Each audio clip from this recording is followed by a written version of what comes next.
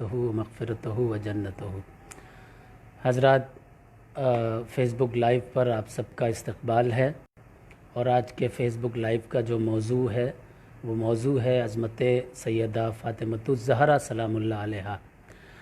जो हज़रात देख रहे हैं वो इस वीडियो को, इस लाइव वीडियो को शेयर करें, दूसरे लोगों तक पहुंचाएं और इसको ज़्यादा से ज़्यादा नश्र करें, क्योंकि आज मैं बहुत अहम और बहुत ख़ास बात आप हज़रात से करने जा रहा हूं, जिसका तमाम अहले सुन्नत पहुंचाना, तमाम बुज़ुर्ग और तमाम अहबाब तक पहुंचाना आप तमाम हज़रात के लिए अशद ज़रूरी है।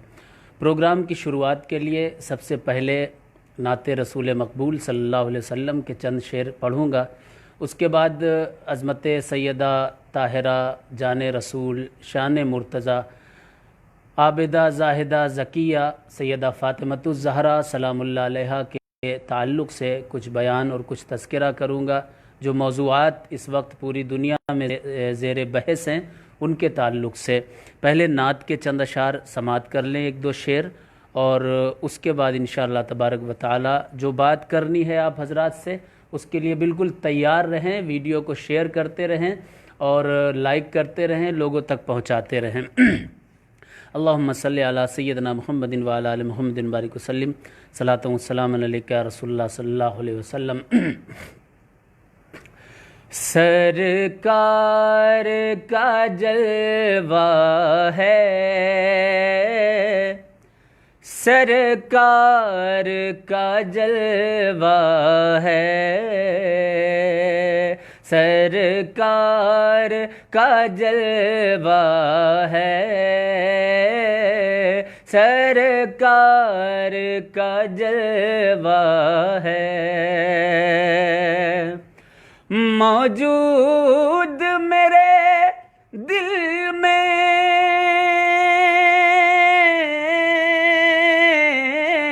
मैं मौजूद मेरे दिल में, महबूब खुदा का है, सरकार का जलवा है, सरकार का जलवा है। मक्ते का शेर सुने। मक्ते से पहले ये शेर समात करें कि साबिर हो के हो वारिस, मीना हो के हो दाना, मखदूमो बदीउद्दीन हैं गौस कहीं ख्वाजा, बहता ये ज़मीनों पर जो फैज़ का दरिया है, सरकार का जलवा है, सरकार का जलवा है। मक्ते का शेर सरकार का जलवा कहाँ कहाँ पर है, मक्ते का शेर समात करें कि शबीरो शबीरो अली औसत, शबीरो अली औसत, बाकर हों के जाफ़र हों, क़िदवत हों बदीउद्दीन, फंसूर हों महज़र हों, शजरे में शजर तेरे हर एक ने देखा है, सरकार का जलवा है, सरकार का जलवा है। हजरात, आज آپ حضرات سے عظمت سیدہ فاطمۃ الزہرا سلام اللہ علیہا کے تعلق سے کچھ تذکرہ کرنا ہے جو اشد ضروری ہے، بہت اہم ہے، اور اس دور میں تمام دنیا میں زیر بحث اس معاملے کو کر دیا گیا ہے۔ اصل میں ایک شخص نے اللہ اس کو ہدایت دے، سیدہ فاطمۃ الزہرا سلام اللہ علیہا کو معاذ اللہ خطا پر کہا، اور اس کے بعد یہ اس تعلق سے پورے دنیا کے اہل سنت میں اور تمام مسلمانوں کے فرقوں میں بحث کا موضوع بن گیا۔ تو لوگ طرح طرح کے سوالات مجھ سے بھی کر رہے تھے، تو میرا آنا بہت ضروری تھا۔ آپ حضرات سے اس تعلق سے بات کرنے کے لیے حاضر آیا ہوں۔ یہ بات صحیح ہے کہ ساری کائنات میں رسول اللہ صلی اللہ علیہ وسلم کے بعد افضل النساء اگر کسی کو کہا جائے گا، افضل سب سے زیادہ اور بہتر اور برتر کوئی شخصیت اگر مانی جائے گی تو صرف ہماری ہی نظر میں نہیں بلکہ حضور کی حدیث اور قرآن کی آیات سے سیدہ فاطمۃ الزہرا سلام اللہ علیہا کی فضیلت اس طرح سے عیاں اور روشن ہے کہ کیونکہ رسول اللہ صلی اللہ علیہ وسلم نے فرمایا فاطمۃ بضعۃ منی، فاطمہ میرے گوشت کا ٹکڑا ہے، اور جو رسول اللہ صلی اللہ علیہ وسلم کے جسم کا ٹکڑا ہوگا اس سے بہتر، اس سے افضل، اس سے اعلیٰ کون سی ذات ہو سکتی ہے۔ حضرات، اس وقت جو زیر بحث موضوع ہے وہ ہے فدق کا مسئلہ، اور اس مسئلے کو لے کر کے بہت زیادہ لوگ، یہاں تک کہ کچھ لوگ ایسے بھی داخل ہو گئے ہیں ہمارے اہل سنت میں کہ جو خود کو چشتی کہیں گے، قادری کہیں گے، مداری کہیں گے، وارسی کہیں گے، صابری کہیں گے، وہ مسلمانوں کے گروپس میں اہل سنت کے گھس کر کے، واٹس ایپ گروپ میں اور فیس بک گروپ میں گھس کر کے ان کو ایک موقع مل گیا عظمت فاطمہ زہرا کے بہانے سے شیخین کی توہین کرنے کا۔ تو آپ حضرات سے اس تعلق سے بھی بات کریں گے۔ سیدہ فاطمہ زہرا سلام اللہ علیہا پہنچی حضرت ابوبکر صدیق رضی اللہ تعالیٰ عنہ کے پاس، وراثت کے تعلق سے انہوں نے پوچھا کہ وہ جو باغ فدق ہے وہ حضور ہم کو وہ عطا حضور صلی اللہ علیہ وسلم ہی کی وراثت ہے۔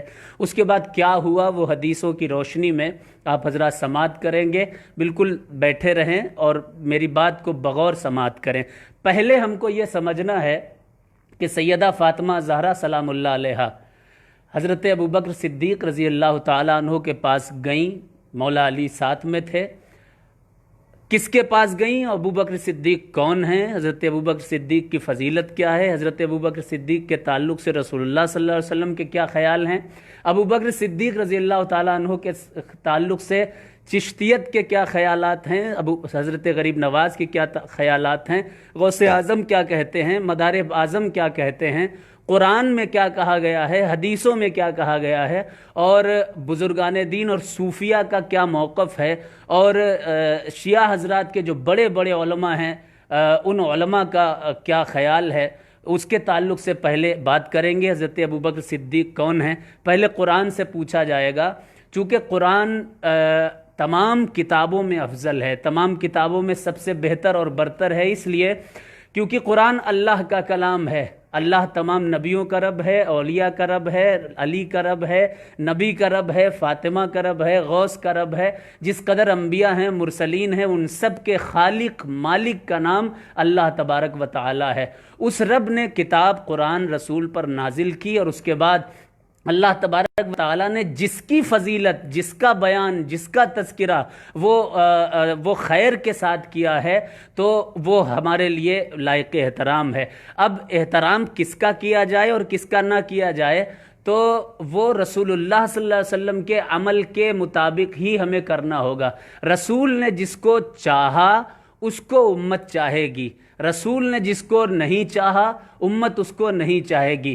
رسول نے جس کو جتنا چاہا اور جتنا چاہنے کا حکم دیا امت اس کو اتنا ہی چاہے گی اور اتنا ہی چاہنے کا دوسروں کو بھی حکم دے گی۔ پہلے قرآن سے پوچھتے ہیں کہ حضرت ابوبکر صدیق کے بارے میں، اے اللہ، اے میرے رب، اے علی کے خالق، تیرا کیا خیال ہے؟ اور تو حضرت ابوبکر صدیق اور شیخین اور حضرت عمر، عثمان و علی کے تعلق سے تیرا موقف کیا ہے؟ تو کیا چاہتا ہے؟ ان کے تعلق سے تو کیا بیان کرتا ہے؟ تو پہلی آیت میں وہ پیش کروں گا۔ اللہ تبارک و تعالیٰ نے ارشاد فرمایا السابقون الاولون من المہاجرین والانصار والذین اتبعوہم باحسان رضی اللہ عنہم ورضوا عنہ۔ اللہ تبارک و تعالیٰ نے فرمایا کہ یہ مہاجرین اور انصار یہ سابقون ہیں، اولون ہیں، اور جو بھی ان کی اتباع کرنے والے ہیں احسان کے ساتھ، اللہ ان سے راضی ہے اور وہ اللہ سے راضی ہیں۔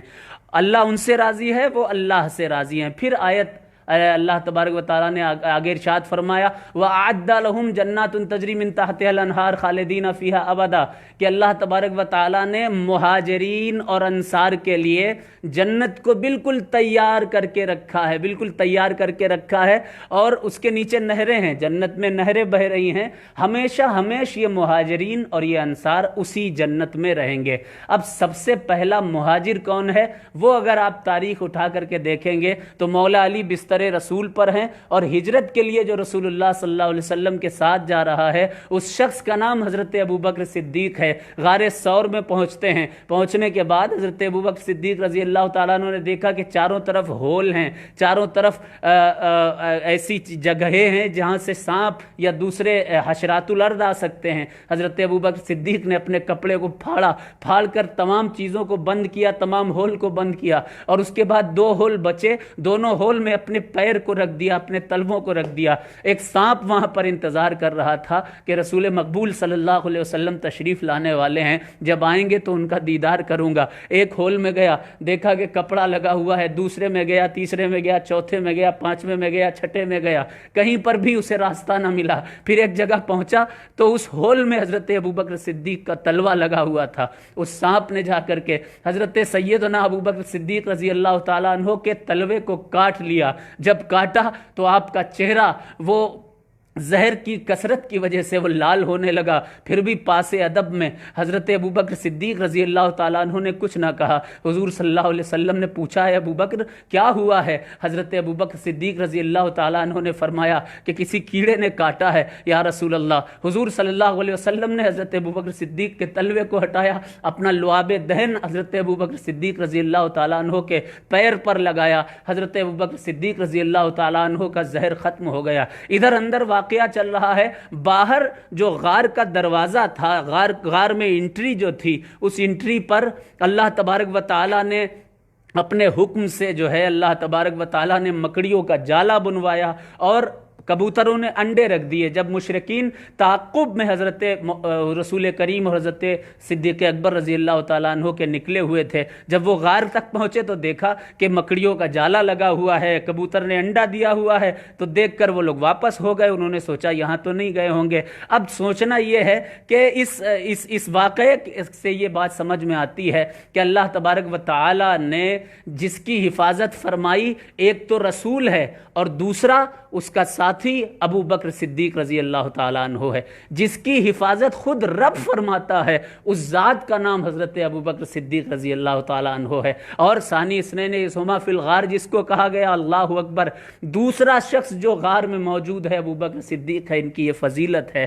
اب آپ سے سوال ہے، علی کا رب، رسول کا رب، سارے انبیاء کا رب، تمام فرشتوں کا رب، اس دنیا کو پیدا کرنے والا، جس سے راضی ہو، جس سے راضی ہو جائے، جس سے محبت رکھتا ہو، جس کو جنتی کہہ دے، جس کے لیے یہ کہے کہ ہمیشہ جنت میں وہ وہاں رہیں گے، جو مہاجرین ہوں گے، جو انصار ہوں گے، ابو بکر و عمر، عثمان و علی، جو ہمیشہ جنت میں رہنے والے ہیں، یہ خدا کہہ رہا ہے، کسی نبی کا بھی قول نہیں، کسی مولوی کا بھی قول نہیں، کسی صحابی کا بھی خود کا قول نہیں، خدا کا قول ہے۔ اب بتائیے، جب رب ہی نے یہ کہہ دیا ہے تو کوئی نبی کسی صحابی کی، مہاجرین اور انصار کی توہین کا حکم نہیں دے سکتا ہے، توہین کی اجازت نہیں دے سکتا ہے۔ تو ہم اور آپ کس کھیت کی مولی ہیں؟ 1400 برس کے بعد نہ ہم عربی جانتے ہیں، نہ اردو جانتے ہیں، نہ ہم نے کتابیں پڑھی ہیں، نہ مقام و مراتب بزرگوں اور اصحاب کے ہم کو معلوم ہیں، تو ہم کس طرح سے ان کی معاذ اللہ ثم معاذ اللہ توہین و تذلیل کر سکتے ہیں؟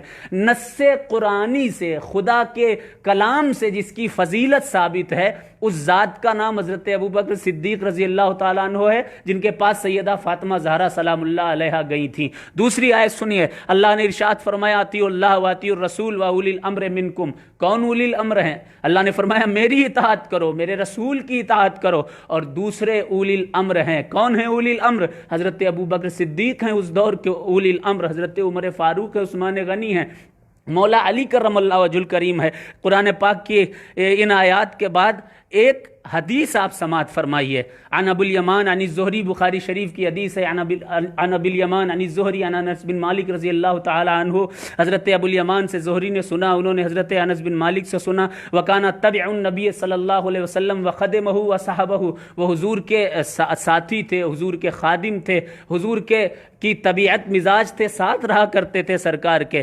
وہ فرماتے ہیں ان ابا بکر کانا یصلی لہم فی وجع النبی صلی اللہ علیہ وسلم الذی توفی فیہ، حضرت ابو بکر رضی اللہ تعالیٰ عنہ حضور کی بیماری کی حالت میں مسجد نبوی میں نماز پڑھا رہے تھے۔ سوچئے گا آپ، رسول اللہ حجرے میں بیماری کی حالت میں موجود ہیں، ابو بکر صدیق رضی اللہ تعالیٰ عنہ نماز کے مصلی پر کھڑے ہوئے ہیں۔ علامہ ادیب ارشاد فرماتے ہیں وہ جس کا مقتدی دونوں جہاں کا مقتدا ہوگا، وہ جس کا مقتدی دونوں جہاں کا مقتدا ہوگا، ذرا بتلائیے صدیق کا کیا مرتبہ ہوگا۔ رسول اللہ صلی اللہ علیہ وسلم نے خود بھی ابو بکر صدیق رضی اللہ تعالیٰ عنہ کے پیچھے نماز پڑھی، ذرا بتلائیے صدیق کا کیا مرتبہ ہوگا۔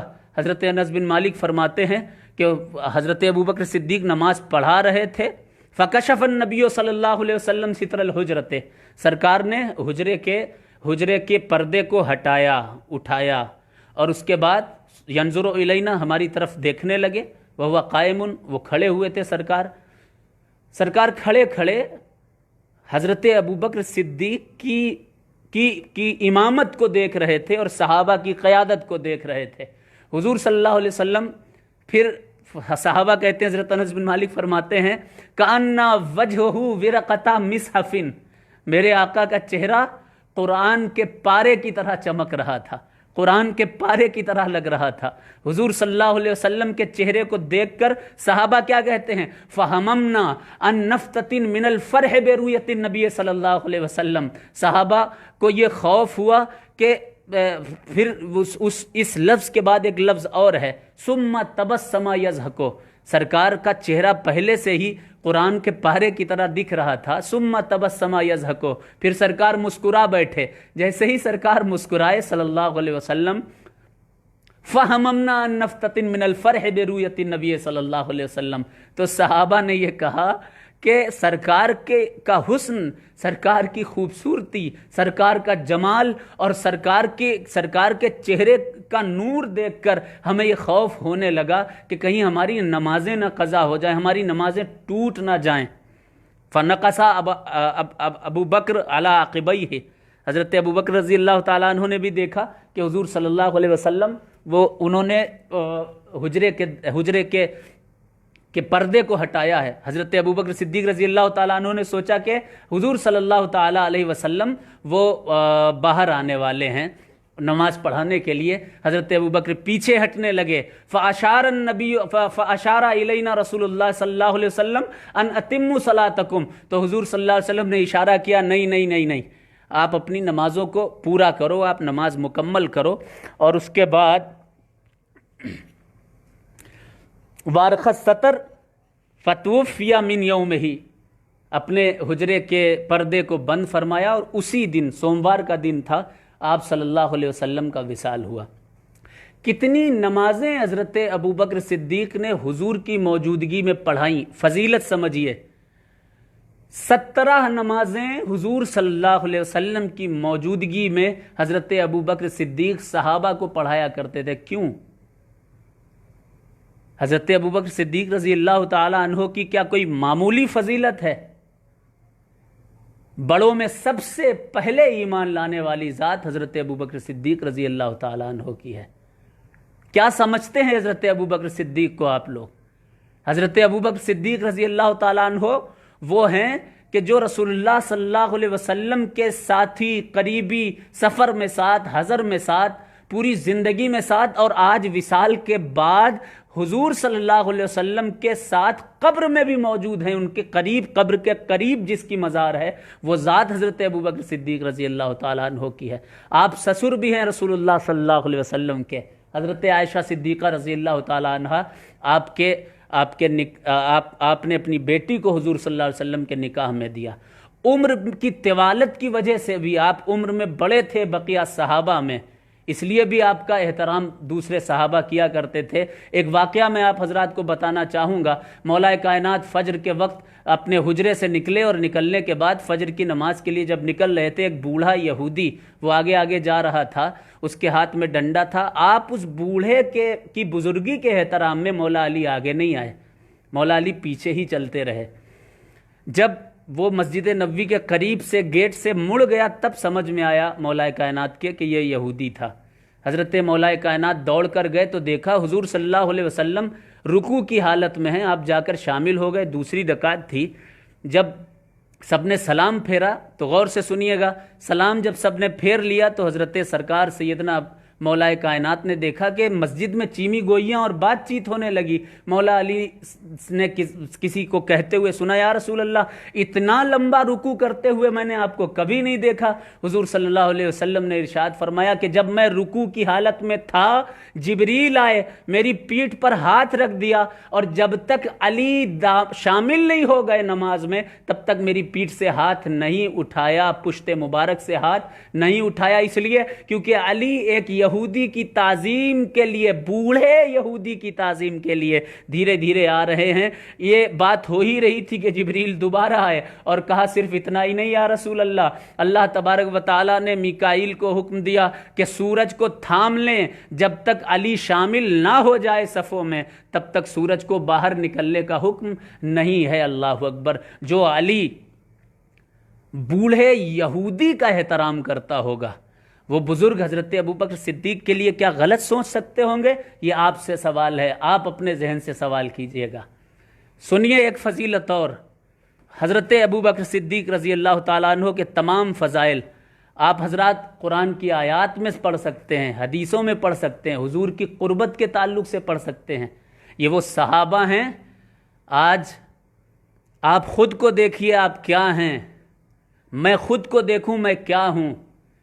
دیکھیے جنگ کے حالات ہیں، حضور صلی اللہ تعالیٰ علیہ وسلم کو صحابہ کی جماعت نے گھیرا ہوا ہے، تیر کی بوچھار تیروں کی آتی ہے، صحابہ کی ایک جماعت شہید ہو جاتی ہے، دوسری جماعت حضور کو گھیر لیتی ہے، پھر تیروں کی بوچھاریں آتی ہیں، وہ صحابہ بھی شہید ہو جاتے ہیں، تیسرے صحابہ کی بھیڑ آتی ہے اور رسول پاک صلی اللہ علیہ وسلم کو گھیر لیتی ہے۔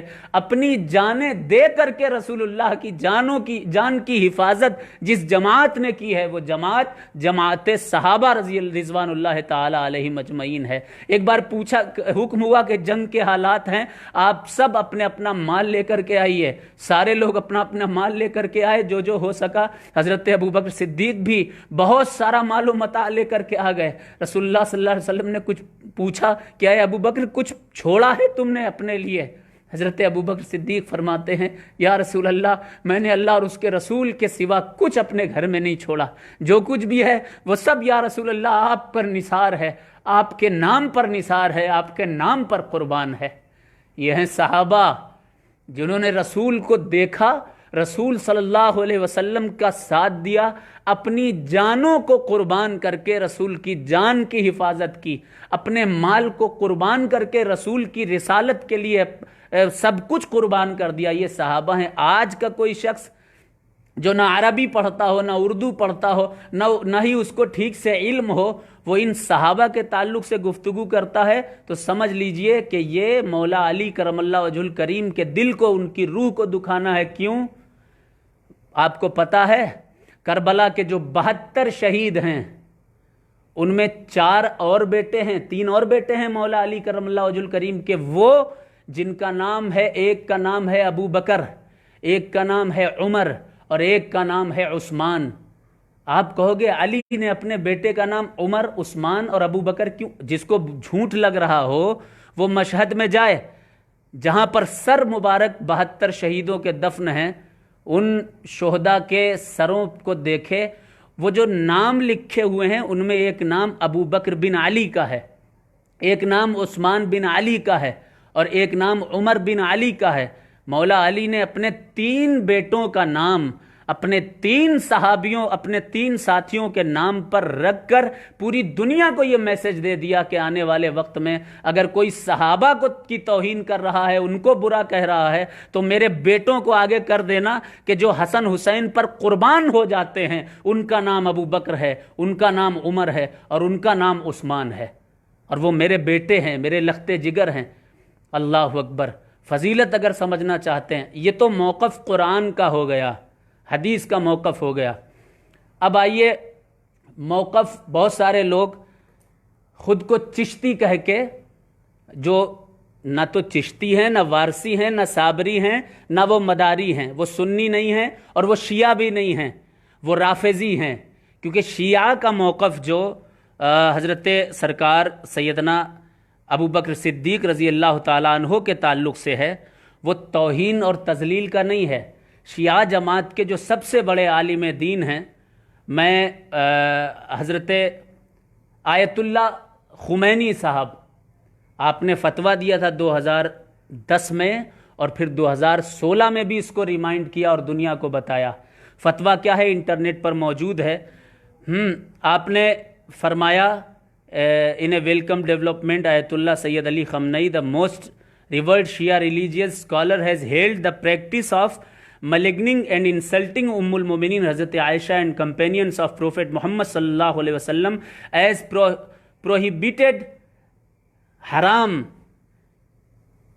This practice called tabarra. 2010 میں بھی آپ نے یہ فتویٰ دیا، 2016 میں بھی اس کو ریمائنڈ کیا۔ جناب آیت اللہ خمینی جو شیعہ حضرات کے بڑے عالم دین ہیں، ان کا موقف یہ ہے کہ اگر کوئی صحابہ کرام کی توہین کرتا ہے یا حضرت عائشہ صدیقہ رضی اللہ تعالیٰ عنہا کی توہین کرتا ہے، یہ توہین حرام ہے، اور حرام وہ گناہ ہوتا ہے کہ جس کو کرنے والا وہ گناہ کبیرہ کا مرتکب ہوتا ہے۔ یہ بہت بڑا گناہ ہے۔ یہ تو شیعہ حضرات کے علماء کرام کا موقف ہے۔ وہ فقہی اعتبار سے اختلاف کرتے ہیں، وہ افضلیت اور مفضولیت کے تعلق سے اختلاف ہو سکتا ہے، لیکن توہین ان کے وہاں صحابہ کی جائز نہیں ہے۔ یہ آیت اللہ خمینی کے اس فتوے سے بات واضح ہو گئی ہے۔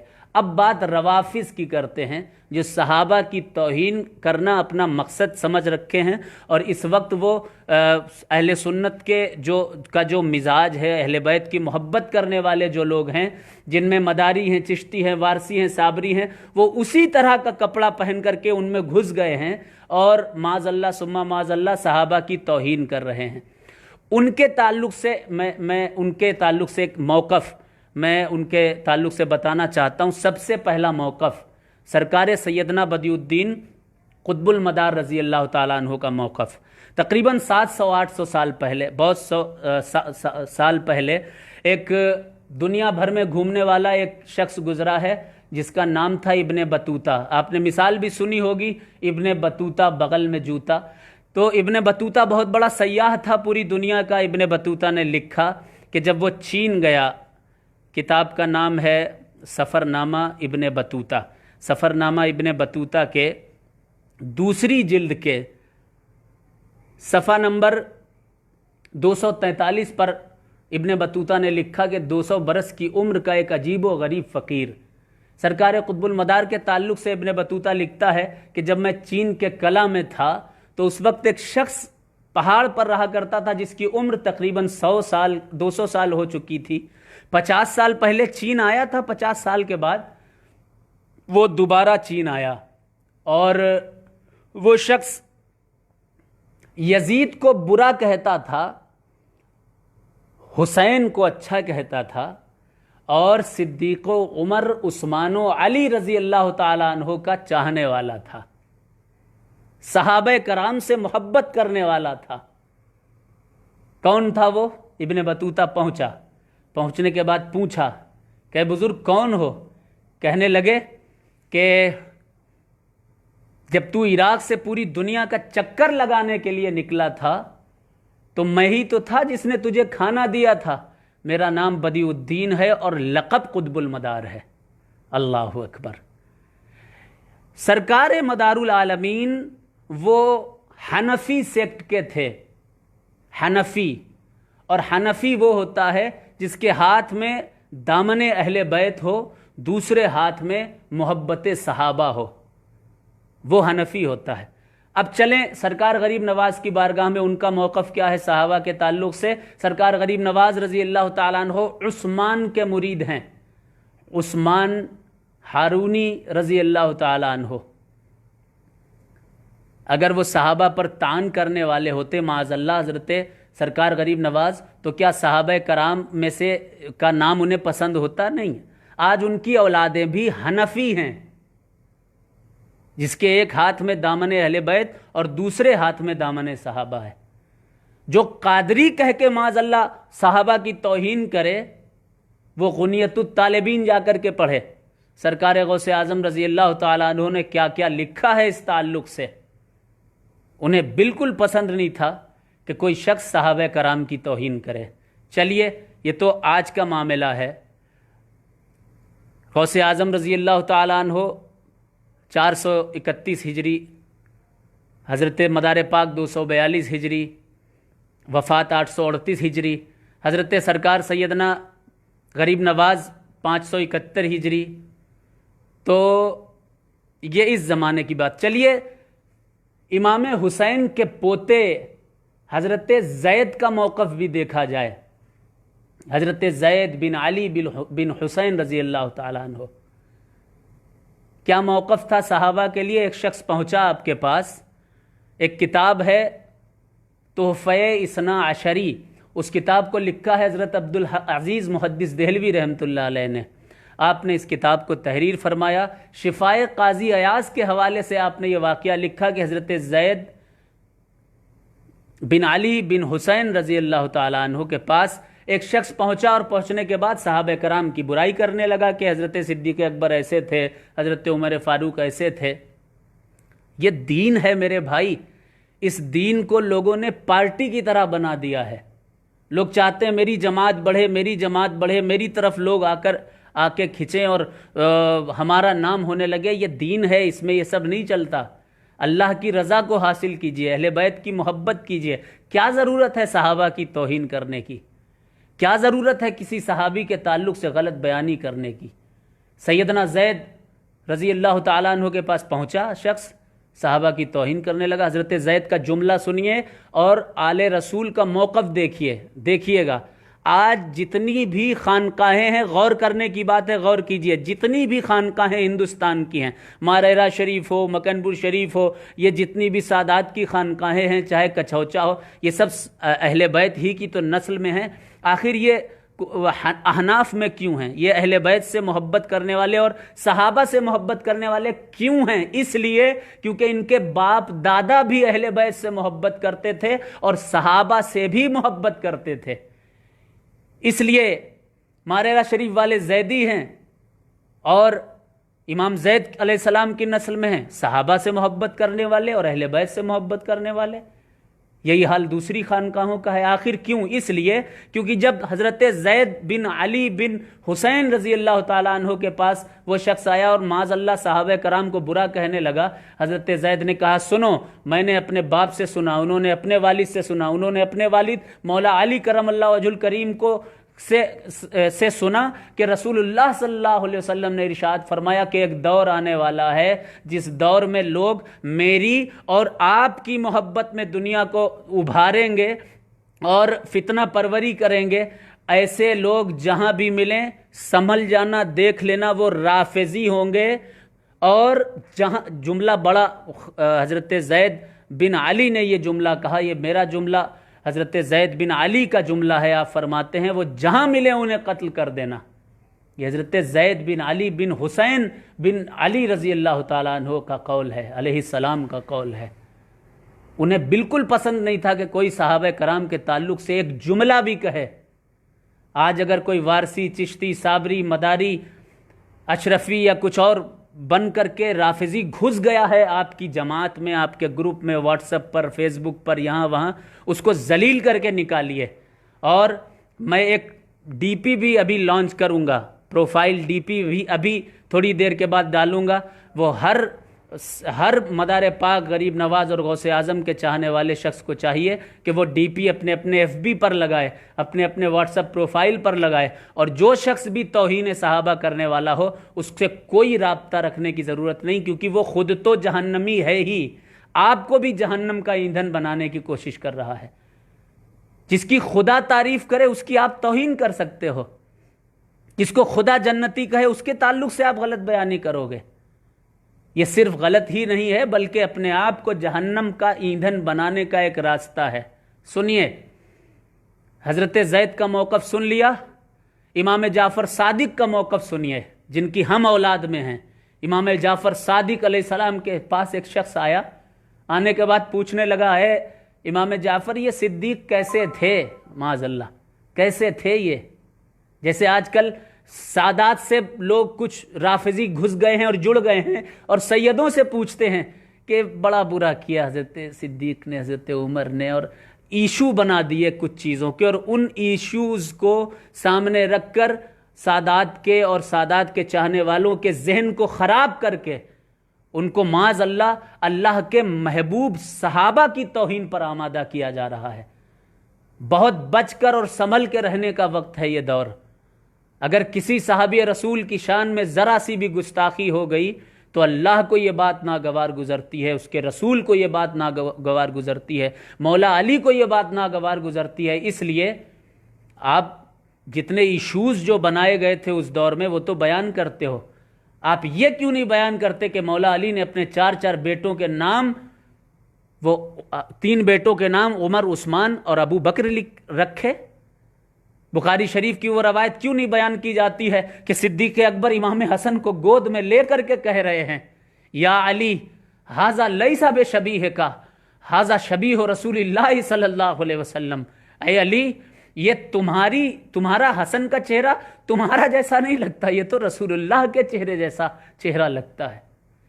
یہ جو محبت صحابہ اور اہل بیت کی محبت کے واقعات ہیں وہ کیوں بیان نہیں کیے جاتے ہیں؟ کیوں بیان نہیں کیا جاتا کہ حضرت عثمان غنی رضی اللہ تعالیٰ عنہ کی خریدی ہوئی زرہ کے ذریعے ہی مولا علی اور سیدہ فاطمہ کا نکاح کیا گیا تھا، انہی پیسوں سے ولیمہ کیا گیا تھا، انہی پیسوں سے. یہ محبت والی چیزیں کیوں بیان نہیں کی جاتی؟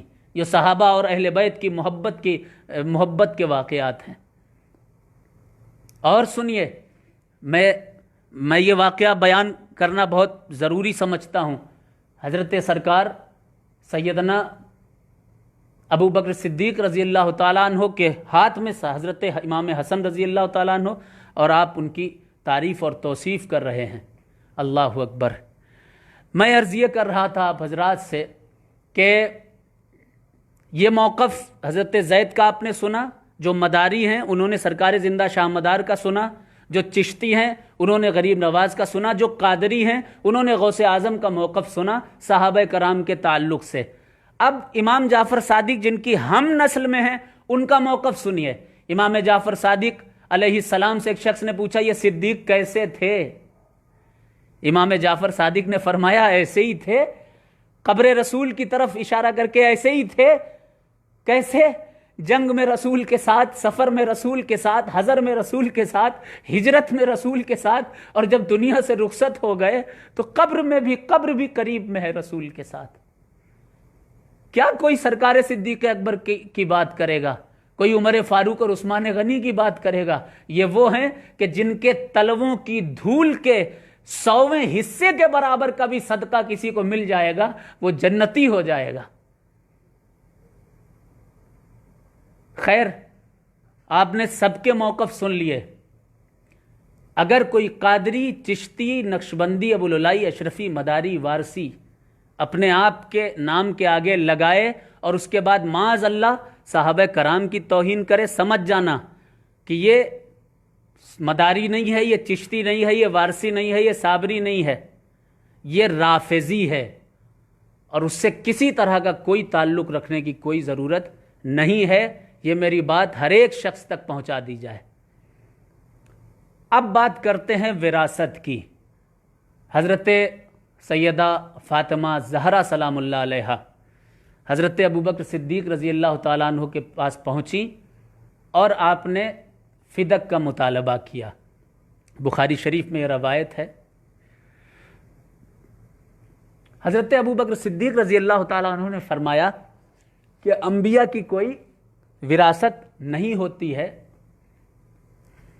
لوگ اسی کو ایشو بناتے ہیں، صحابہ کی توہین کا ایک راستہ نکالتے ہیں اور اس کو ایشو بنا کے سادات کے چاہنے والوں میں اور سادات میں اپنی طرح کی ذہنیت کو رافضیت کو پھیلانے کی کوشش آج کل چل رہی ہے۔ قرآن سے پوچھا جائے، سب سے بڑی کتاب قرآن ہے نا، سب سے عظیم کتاب قرآن ہے، سب سے افضل کتاب قرآن ہے، کیونکہ وہ خدا کا فرمان ہے۔ اے اللہ تو بتا، کیا ابو بکر کی بات صحیح تھی؟ انبیاء وراثت میں کچھ نہیں چھوڑ کے جاتے، انبیاء کا مال و متاع کچھ نہیں ہوتا، اب اللہ کی بات سے بڑی کس کی بات ہو سکتی ہے؟ قرآن کی آیت میں پیش کرنا چاہتا ہوں، وہ غور سے سن لیجئے اور اس کے بعد ان تک پہنچائیے جو اس کو ایشو بنا رہے ہیں، اور معاذ اللہ صدیق اکبر رضی اللہ تعالیٰ عنہ کی اور صحابہ کرام کی توہین کا راستہ جن لوگوں نے نکالا ہے۔ اب ان کی علمی کمزوری ہے، نہ وہ عربی جانتے ہیں، نہ اردو جانتے ہیں، نہ ہی انہوں نے کچھ پڑھا لکھا ہے، جو کچھ انٹرنیٹ سے الٹا سیدھا جھوٹ سچ جو بھی ان کو مل جاتا ہے، بس اس کو وہ مال غنیمت سمجھ کر کے لوگوں تک وہ پہنچا رہے ہیں اور لوگوں کو صحابہ کی توہین کی طرف آمادہ کر رہے ہیں۔ پہلے حدیث سنیں، حضور صلی اللہ علیہ وسلم نے ارشاد فرمایا، نحنو معشر الانبیاء لا نورث ما ترکناہ صدقہ۔ اللہ اکبر۔ حضور فرماتے ہیں کہ ہم نبیوں کی جماعت میں سے ہیں، انبیاء کی جماعت میں سے ہیں ہم، اور ہماری کوئی وراثت نہیں ہوتی، ہماری وراثت صدقہ ہے، وہ پوری امت کے لیے ہے۔ اللہ اکبر۔ یہ جو حدیث ہے، یہ حدیث صحیح سند کے ساتھ روایت کی جاتی ہے۔ اس کو کسی ایک صحابی نے نہیں بیان کیا، حضرت ابوبکر صدیق نے بھی بیان کیا، عمر فاروق نے بھی بیان کیا، اس کے علاوہ حضرت عائشہ نے بھی بیان کیا، حضرت عبد الرحمن ابن عوف نے بھی بیان کیا۔ اس حدیث کو زبیر بن عوام نے، سعد بن ابی وقاص نے، اور سب سے بڑی بات یہ کہ حضرت عباس نے بھی اور حضرت مولا علی کرم اللہ وجہ الکریم نے بھی اس حدیث کو بیان فرمایا کہ انبیاء کی کوئی وراثت نہیں ہوتی ہے، اور جو چھوڑا ہے وہ صدقے میں سے ہے۔ اللہ اکبر۔ اب سنیے ایک روایت اور سنیے، قرآن کی آیت آپ سماعت کریے اس تعلق سے۔ اللہ تبارک و تعالیٰ نے ارشاد فرمایا، وَوَرَثَ سُلَيْمَانَ داؤد، ہاں آیت ہے قرآن کی، وَلَقَدْ آتَيْنَا داؤد وَسُلَيْمَانَ عِلْمًا، ہم نے داؤد اور سلیمان کو جو وراثت میں عطا کیا، وہ دولت نہیں عطا کی، وہ مال نہیں عطا کیا، وہ زمین اور باغات نہیں عطا کیے، علم عطا کیا۔ علم قرآن کی آیت ہے، انبیاء کی وراثت وہ علم ہوا کرتا ہے۔ دوسری وراثت کیا ہوا کرتی ہے؟ اللہ ارشاد فرماتا ہے، یہ سورہ نمل کی آیت نمبر 15 تھی جو میں نے سنایا آپ کو۔ پھر دوسری آیت ہے، ثم اورثنا الکتاب الذین اصطفینا من عبادنا، یہ سورہ فاطر ہے، آیت نمبر 32 ہے۔ اللہ تعالیٰ نے ارشاد فرمایا کہ پھر ہم نے جن بندوں کو چنا تھا ان کو وراثت عطا فرمائی، کس چیز کی؟ کتاب کی، وحی کی وراثت، علم کی وراثت عطا فرمائی۔ اس کے علاوہ اللہ تبارک و تعالیٰ نے ارشاد فرمایا، اولئک هم الوارثون الذین یرثون الفردوس ہم فیہا خالدون۔ اللہ اکبر۔ انبیاء کی کیا وراثت ہوا کرتی ہے؟ قرآن کی آیت ہے، یہ سورہ مومنون کی 11ویں آیت ہے۔ اللہ تعالیٰ ارشاد فرماتا ہے کہ ان کو ہم نے وراثت عطا کی، وہ وارث ہیں کس چیز کے؟ فردوس کے، جنت کے وارث ہیں، وہ جنت ان کی وراثت میں ہے۔ سنیے ایک حدیث پاک، مولا علی کرم اللہ وجہ الکریم کو رسول اللہ صلی اللہ علیہ وسلم نے بلا کر کہا، اے علی، کیا میں تم کو تمہاری وراثت نہ بتاؤں؟ کہ تم کو کس چیز کی وراثت عطا کی گئی ہے؟ مولا کائنات رضی اللہ تعالیٰ عنہ نے کہا یا رسول اللہ وہ وراثت بتائیے کیا ہے؟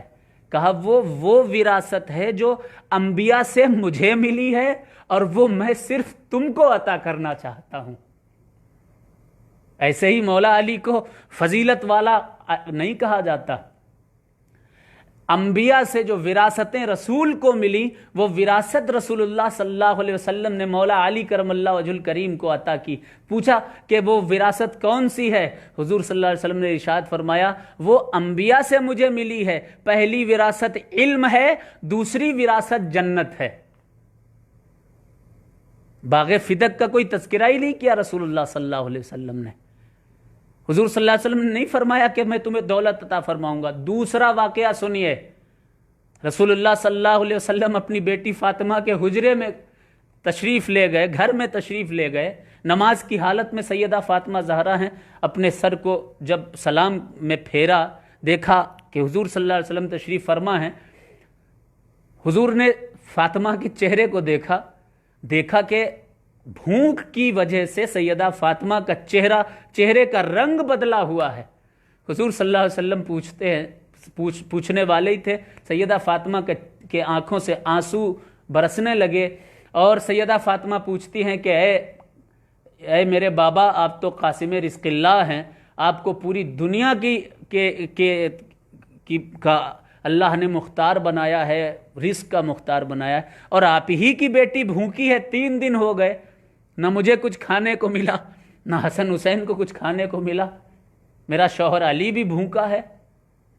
اب رسول پاک صلی اللہ علیہ وسلم کا جملہ سنیے جملہ، حضور ارشاد فرماتے ہیں کہ اے فاطمہ، یہ دنیا وہ نبی اور آل نبی کے لیے نہیں ہے۔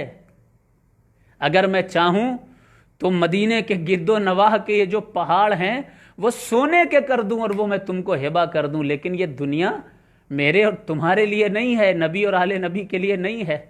فاطمہ، تمہیں تو میں نے جنتی عورتوں کا سردار بنایا ہوا ہے، تمہاری وراثت میں جنت ہے۔ جس کی وراثت میں جنت ہوگی، جس کی وراثت میں علم ہوگا، اسے فدق کی کیا ضرورت ہے؟ اب سنیے ایک نقطہ اور، کیا صرف حضرت فاطمہ ہی کو حضرت ابوبکر صدیق نے فدق نہیں دیا، یا اور بھی کوئی لوگ مانگنے آئے تھے اپنا حق جو نبی سے تعلق رکھتے تھے؟ حدیث سنیے، اگر صرف سیدہ فاطمہ کو حضرت ابوبکر صدیق منع کرتے تو یہ چیز سوال والی تھی، اور پھر فدق کو حضرت ابوبکر صدیق اپنے لیے ہبہ کر لیتے، اپنے بیٹے کو دے دیتے، محمد کو دے دیتے، تب یہ بات قابل غور تھی کہ ہاں ہو سکتا ہے کہ یہ معاذ اللہ یہ خطا ہو۔ لیکن حضرت ابوبکر صدیق رضی اللہ تعالیٰ عنہ نے اپنے بعد سب نے حضرت عمر کے ہاتھ پر حضرت عمر رضی اللہ تعالیٰ عنہ کے ہاتھ پر بیعت کی، اب حضرت عمر مختار ہوئے، اس کے بعد حضرت عثمان غنی، پھر اس کے بعد مولا علی کرم اللہ وجہ الکریم، اور پھر یہ سلسلہ چلتا رہا۔ بہرحال زیر بحث یہ ہے کہ کیا سیدہ فاطمہ کے علاوہ ازواج بھی پہنچی تھیں اپنا حق اور اپنی وراثت مانگنے کے لیے؟ ہاں پہنچی تھیں، اور اس کے بعد ازواج مطہرات نے حضرت عثمان غنی تک پیغام پہنچایا تھا کہ حضور کے ترکے میں سے جو کچھ چھوڑا ہے حضور نے، اس میں سے ہم کو کچھ حصہ دیا جائے۔ سنیے حدیث پاک، ترمذی شریف کی حدیث ہے، یہ رسول اللہ صلی اللہ علیہ وسلم نے خود فرمایا تھا۔ حدیث پاک حضور نے ارشاد فرمائی تھی، الانبیاء لم یورثوا دینارا ولا درہما، انبیاء دینار اور درہم وہ وراثت میں نہیں چھوڑتے ہیں، وہ علم چھوڑتے ہیں اور جنت چھوڑتے ہیں اپنے وارثین کے لیے، علم اور جنت اپنے وارثین کے لیے چھوڑتے ہیں۔ سنیے حضرت عائشہ کی حدیث، حضرت عائشہ رضی اللہ تعالیٰ عنہ سے یہ روایت ہے کہ ان ازواج النبی صلی اللہ علیہ وسلم حین توفی اردنا ان یبعث عثمان الی ابی بکر یسألنہ میراثہن، فقالت عائشہ الیس قال النبی صلی اللہ علیہ وسلم لا نورث ما ترکناہ صدقہ۔ جیسے ہی حضور کا وصال ہوا، صدیق اکبر رضی اللہ تعالی عنہ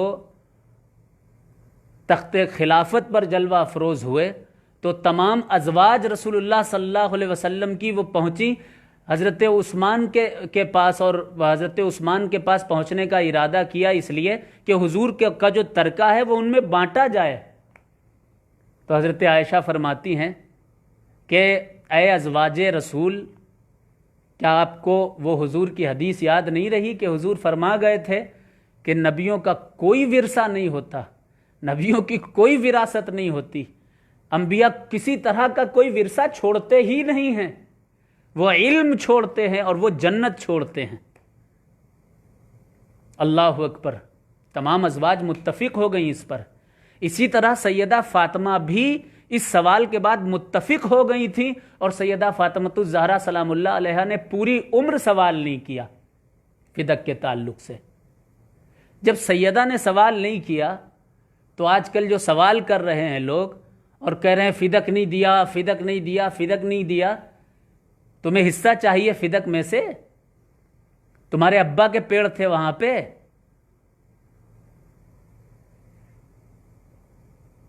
تمہاری کچھ لکڑیاں موجود ہیں وہاں پر، جو اس طرح سے صحابہ کی توہین کا ایک نئے راستے نکال کر آپ لاتے ہو؟ تمہیں فدق سے لینا دینا ہی کیا ہے؟ وہ سیدہ اور حضرت صدیق اکبر رضی اللہ تعالیٰ عنہ کا مسئلہ تھا، صدیق اکبر اور حضرت سیدہ فاطمہ کا مسئلہ تھا۔ رشتہ کیا ہے سیدہ فاطمہ کا حضرت صدیق اکبر رضی اللہ تعالیٰ عنہ سے؟ صدیق اکبر سیدہ فاطمہ کے ایک رشتے سے نانا ہوئے۔ حضرت عائشہ رضی اللہ تعالیٰ عنہ حضرت رسول کریم صلی اللہ علیہ وسلم کی زوجہ ہیں، بیوی ہیں، اور حضرت عائشہ کے والد کا نام حضرت ابو بکر صدیق رضی اللہ تعالیٰ عنہ ہے۔ تو کون ہوئی سیدہ فاطمہ کی؟ آپ سیدہ فاطمہ زہرا سلام اللہ علیہا کے نانا ہوئے۔ یہ نانا اور نواسی کا مسئلہ ہے، تم باہر والے، تم کو اس سے لینا ہی دینا کیا ہے؟ فدق میں کچھ حصہ چاہیے تم کو، کچھ تمہارا بھی حصہ ہے؟ نہیں، ہم سیدوں کی دادی سیدہ فاطمہ زہرا کا مسئلہ تھا، ہم سیدوں کی دادی سرکار قطب المدار کی دادی، غوث اعظم کی دادی، غریب نواز کی دادی، سیدنا زید کی دادی، حضرت زین العابدین رضی اللہ تعالیٰ عنہ کی نانی، ان کا اور صدیق اکبر کا مسئلہ تھا، انہوں نے تو کچھ نہیں کہا۔ آپ کو 1400 برس کے بعد وہ فدق کا حصہ چاہیے؟ اپنی زبانوں کو صحابہ کی توہین سے بالکل محفوظ رکھیے، اور کوئی شخص اگر ایسا آپ کو دکھ رہا ہے تو اس کو خدا کے لیے دور کیجیے اپنے سے۔ اور میرا یہ ماننا ہے کہ کوئی بھی شخص، جیسا کہ میں نے آپ کو پہلے بھی حوالہ دیا کہ آیت اللہ خمینی نے یہ فتویٰ صادر کیا ہوا ہے کہ کوئی شخص صحابہ کرام کی توہین نہیں کرے گا، کیونکہ صحابہ کرام کا عظیم مرتبہ ہے، حضرت عائشہ کا عظیم مرتبہ ہے، یہ رسول اللہ کے قریب کے لوگ ہیں، قربت والے لوگ ہیں، ان کی توہین وہ رسول اللہ کی توہین ہے، اور رسول اللہ کی توہین وہ خود اللہ تبارک و تعالیٰ کی شان میں گستاخی ہے۔ بس یہ عرض کرنا تھا آپ حضرات سے کہ اگر کوئی شخص صحابہ کی توہین کرتا ہوا دکھے، یا کوئی شخص سیدہ فاطمہ الزہرا کی توہین کرتا ہوا نظر آئے، تو ہمارے دونوں ہاتھ میں دامن ہونے چاہیے، ایک طرف دامن اہل بیت اور ایک طرف دامن صحابہ۔ نہ ہم لوگ زلالی جیسے گمراہ لوگوں کا سپورٹ کر سکتے ہیں، اور نہ ہی ہم ان کے ساتھ ہو سکتے ہیں جو معاذ اللہ صحابہ کرام کی شان میں گستاخیاں کریں۔ اللہ ان دونوں خارجیوں اور رافضیوں سے ہم تمام لوگوں کی حفاظت فرمائے۔ اللہ تعالیٰ سیدہ فاطمہ زہرا سلام اللہ علیہا کا دامن عطا فرمائے اور ان کے راستے پر چلنے کی توفیق عطا فرمائے۔ اللہ سیدہ فاطمہ کے راستے پر چلنے کی توفیق عطا فرمائے۔ اور اصل میں یہ سارے مسائل جو اٹھ رہے ہیں، اس کی ایک بڑی وجہ یہ بھی ہے کہ ہمارے سنی علماء نے، عوام عاشق اہل بیت ہے، اہل بیت کی محبت اس کے سینے میں ہے، لیکن ہمارے علماء نے اس کو ٹھیک سے ڈوز اہل بیت کی محبت کا نہیں دیا۔ جی ایک وجہ یہ بھی ہے، لوگ آخر کیوں، کس وجہ سے لوگ اہل سنت والجماعت کو چھوڑ کر کے وہ روافض ہوتے چلے گئے؟ ان کو ٹھیک سے محبت اہل بیت کے لقمے ہم سے نہیں ملے، ہم اہل سنت سے نہیں ملے۔